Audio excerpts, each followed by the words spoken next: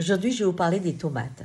Il y a un homme, il y a 35 ans, qui a commencé à mettre des tomates dans un endroit où il n'y avait pas d'eau. Alors, on pouvait le prendre pour un fou, mais il a commencé à sélectionner celles qui arrivaient à survivre, hein, et replanter les graines de plus en plus de celles qui arrivaient à survivre, même quand il y a eu le milieu. 35 ans après, il a fait des semences à résistance. Et ce que j'ai aimé dans sa phrase, c'est qu'il dit, si vous soignez tout de suite, la plante n'a pas besoin d'apprendre à inventer quelque chose ou à trouver en elle des ressources pour faire face à la modification de son environnement.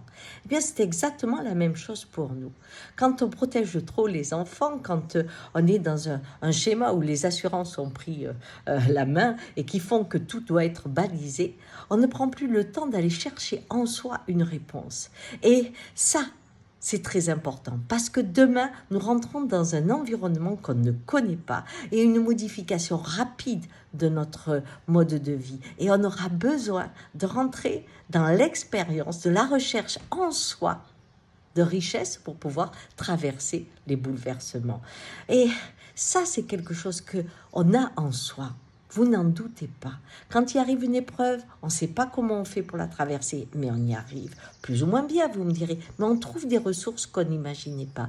Eh bien, je crois que cette civilisation coton, et le coton, Dieu sait, est un vrai pollueur hein, au niveau de l'eau, cette civilisation, eh bien, amoindrit, comme les tomates que nous avons aujourd'hui, la capacité de trouver la créativité pour traverser l'époque qui nous est donnée. Allez, faites confiance un peu à vos enfants, moins de coton. C'est pas grave, les gratinures de temps en temps. Ciao!